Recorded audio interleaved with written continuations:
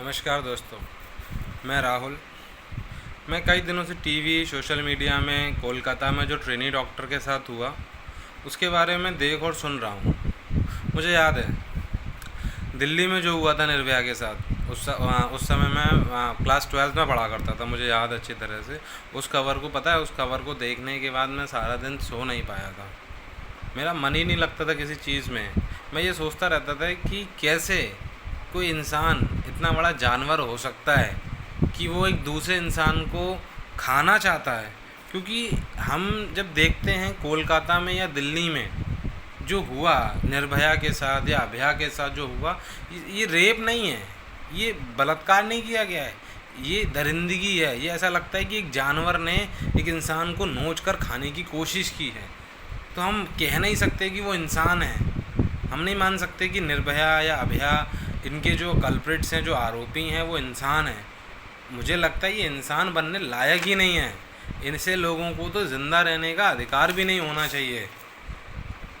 और साथ ही साथ मैं एक चीज़ और कहना चाहता हूँ। ताज्जुब होता है कोलकाता जिसमें एक मुख्यमंत्री महिला है, उस महिला मुख्यमंत्री के राज्य में एक महिला के साथ क्या हो जाता है और वहाँ की पुलिस जिस तरह से कार्रवाई कर रही है, क्या वैसा करना चाहिए उसे? और उन महिला मुख्यमंत्री को शर्म भी नहीं आती है बिल्कुल भी। वो इल्ज़ाम लगाती हैं, उनकी स्टेट में इतना बड़ा क्राइम होता है, वो बोलती हैं कि ये बीजेपी ने किया है, ये लेफ़्ट ने किया है। एक सीएम का जिम्मेदारी होती है मैम कि वो अपने ऊपर जिम्मेदारी ले, ना कि विपक्ष में जो पार्टियां उनके ऊपर उन्हें कसूरवार ठहराए। क्योंकि ये अपराध बीजेपी या लेफ़्ट ने नहीं किया है, उसके लिए ज़िम्मेदार आप हैं। आपको सुरक्षा प्रोवाइड करानी चाहिए मैम। लेकिन कहते हैं ना कि हिंदुस्तान अब एक ऐसा देश बन गया है क्योंकि यहाँ इंसान नहीं रहते, यहाँ दरिंदे रहते हैं शायद, जो महिलाओं को तो नोच कर खा ही जाना चाहते हैं। एक तो वैसे भी इस देश में महिलाओं को कभी विकसित होने नहीं दिया गया है, उन्हें बस घर में कैद करके रखा जाता है। कुछ महिलाएं हिम्मत करके, कोशिश करके घर से बाहर निकलती हैं, पढ़ने जाती हैं, कुछ सीखती हैं, तो इस देश में ऐसे दरिंदे ऐसे राक्षस घूम रहे हैं जो उन्हें जीने नहीं देना चाहते, उन्हें खा लेना चाहते हैं। चाहे वो मेडिकल कॉलेज में हो, चाहे बस में जा रही हों, चाहे अपने घर में भी हों, शायद वहाँ भी ना घुस जाएं ये दरिंदे। तो अब पता है क्या लगता है, ध्यान से देखो तो ये लगता है कि इस देश में जो ये होता है ना कि हम लोग बहुत शान से कि दुर्गा मनाते हैं और क्या कहते हैं, नवरात्रि का त्यौहार मनाते हैं। इस देश में ना इन त्योहारों को बंद कर देना चाहिए। कोई ज़रूरत नहीं है इनको मनाने की, क्योंकि ये सब दिखावटाई पाखंड है इस देश में, इन त्योहारों को मनाना। उस बच्ची की, उस लड़की के साथ जो हुआ, निर्भया से अभया तक, इस देश में क्या बदल गया? अभी तक कुछ भी तो नहीं बदला। जो निर्भया के साथ हुआ उससे बुरा अभया के साथ कर दिया गया। अब आप क्या करेंगे? उसे पकड़ लेंगे, फांसी दे देंगे, फिर कोई लड़की होगी उसके साथ हो जाएगा। क्या बदल गया इससे देश में? कुछ नहीं बदल रहा है ऐसे, और ऐसे कुछ बदलेगा भी नहीं। और मैं तो अपनी बहनों से, इस देश की सभी बहनों से एक बात कहना चाहता हूँ। आप जो प्रोटेस्ट या ये कैंडल मार्च करते हैं ना, ये छोड़िए।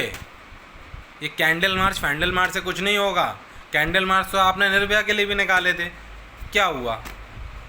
अभया के साथ क्या रोक लिया आपकी कैंडल मार्च ने? अब आपने फिर कैंडल मार्च निकाल लिया।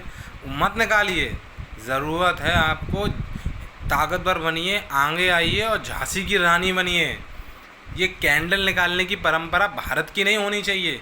भारत ने कैंडल की कोई क्वीन नहीं पैदा की है, हमारे यहाँ झांसी की रानी पैदा हुई हैं। हमारे यहाँ वैसी महारानियाँ पैदा हुई हैं जो तलवार निकाल के बात करती थीं।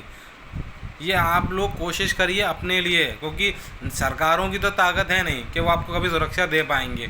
सरकार का क्या है, अभी मीडिया में बहुत सुर्खियाँ बन रही हैं, कोलकाता में क्या हो गया, ऐसा हो गया, वैसा हो गया ना। किसी को कोई फ़र्क नहीं पड़ेगा। अभी देखिएगा 1 हफ्ते के बाद, 2 हफ्ते के बाद सब शांत हो जाएंगे, सब भूल जाएंगे, सब अपने अपने शांति से काम पे जाएंगे, बस नॉर्मल। फिर किसी के साथ, लड़की के साथ कुछ होगा, फिर से जोश आ जाएगा, फिर उठ के बैठ जाएंगे सब कुछ करने के लिए। तो मत करिए ऐसा। कोशिश करिए कि कुछ ऐसा आपको खुद करना होगा। जैसा कि मैं कह रहा हूँ ना कि कोशिश करिए कि आप खुद झांसी की रानी बनिए।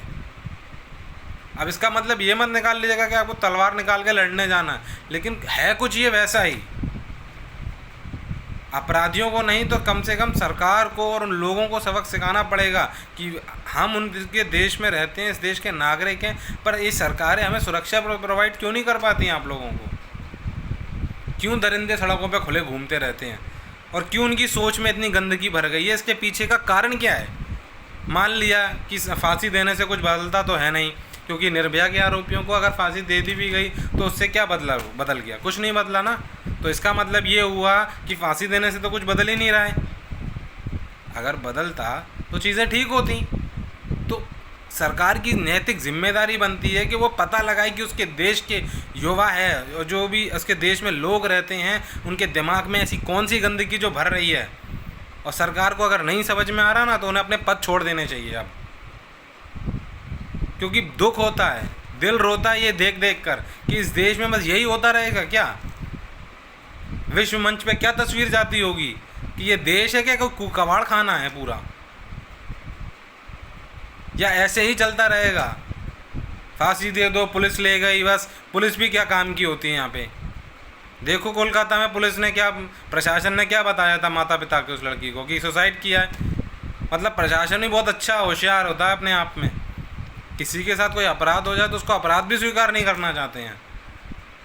ऐसे ना नरेंद्र मोदी जी से भी एक बात कहना चाहूँगा, आपका देश ना, आप बहुत लोग कहते हैं कि 21वीं सदी भारत की होगी, हो गई भारत की 21वीं सदी। आपके देश का युवा बस एक ही काम कर रहा है सर, वो मोबाइल फ़ोन पे कुछ सर्च कर रहा है बस, और वो वही करता रहेगा हमेशा। ये 21वीं सदी इस देश की कभी नहीं होने वाली है और ऐसे तो कभी नहीं होगी। आपके देश में लोग इतने गलत काम करते हैं, ऐसे काम करते हैं, इंसान तो कहलाने योग्य नहीं है ये, क्योंकि इंसान कभी इंसान को नोच कर नहीं खाएगा। ये तो राक्षस है, राक्षस। और राक्षसों से प्यार से नहीं लड़ा जाता, उन्हें कुछ बताइए, उनके दिल में खौफ होना चाहिए। और खौफ नहीं पैदा कर पा रहे हैं तो कुछ करिए, सोच बदलिए। आपके देश के युवा की सोच बहुत बेकार है सर। धन्यवाद।